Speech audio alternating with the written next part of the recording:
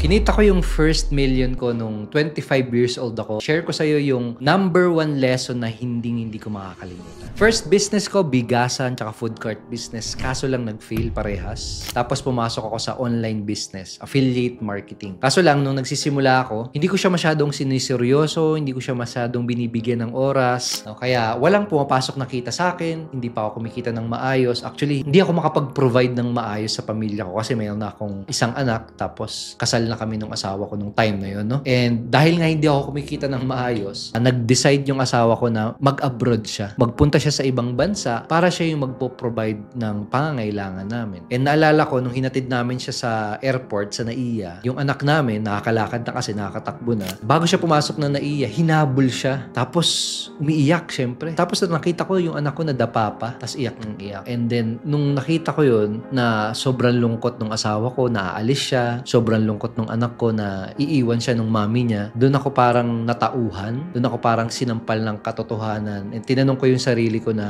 anong ginagawa mo? Wala kang kwenta. Ikaw yung tatay, dapat ikaw yung nagpo-provide sa pamilya mo. Dapat hindi mo hinayaan na umalis yung asawa mo. Yun yung parang naging wake up call sa akin, yun yung gumising sa akin. Kaya nung time na yun, doon ako nag-decide na wala na akong sasayanging oras, seseryosohin ko yung business ko, gagawin ko lahat para mapauwi yung asawa ko. Yun nga, nung sineryoso ko na siya, nagkaroon ako ng resulta, kumikita na ako ng 100,000 per month, and eventually, kinita ko yung first million ko, and nung na-achieve ko yun, ang unang-unang ginawa ko is pinauwi ko yung asawa ko. And nung time na yun kasi, hindi pa tapos yung kontrata nung asawa ko. So, sabi sa kanya nung amo niya na taga-ibang bansa, kung uuwi ka, kailangan niya daw bayaran yung penalty, kailangan siya daw yung mag-abono ng pamasahe. Eh, sa Middle East yun, malayo yun, malaki yung kailangan bayaran. Pero sabi ko, okay lang yan, bayaran na natin yan, abunuhan natin yan. Ang importante, makauwi ka. Ang importante, buo yung pamilya natin. Ang importante, magkakasama tayo. Kasi meron na tayong sapat na pera. Yun nga, nagpaalam na siya. Pinadalan ko siya ng pera sa Western Union. Dagdag din siya ng pang-abono. Nagpaalam na siya doon sa mga katrabaho niyang Filipino at Filipina. No? Kasi puros Filipina sila doon sa hotel na pinagtatrabahuhan niya. No? And then, after niya makauwi, syempre, ang saya namin. Nagkasama-sama na ulit kami. Pero after ng ilang buwan, meron kaming natanggap na text. Yung text, sobrang weird. As in, nakalagay doon sa text, kamusta ka? Buhay ka pa ba? So, na-weirdohan kami. Bakit nag-text sa'yo ito ng ganitong text? And then, doon namin nabalitaan na yung hotel pala kung saan siya nagtatrabaho, nasunog, and lahat ng katrabaho niyang mga Pinoy, actually 14 sila, namatay doon sa sunog. No? Nabalita pa yan sa CNN, pati sa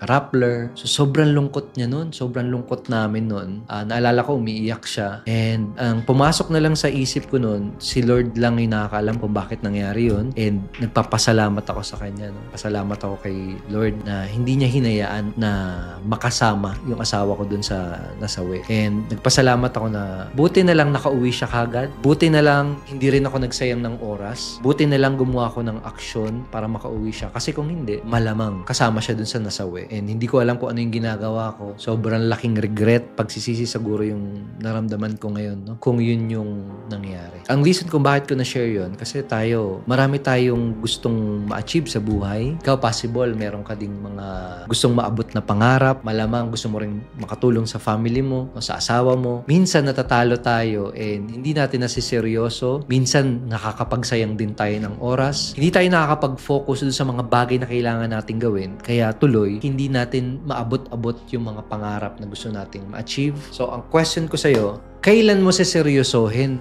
yung pangarap mo? Kailan mo siseryosohin yung business na ginagawa mo kung may business ka? Sana, wag yung mahuli na yung lahat. Kasi sabi nga nila, nasa huli palagi ang pagsisisi. Kaya hanggat may oras, hanggat mayroon tayong lakas, maganda, wag tayong magsasayang ng oras. Abutin natin yung pangarap natin.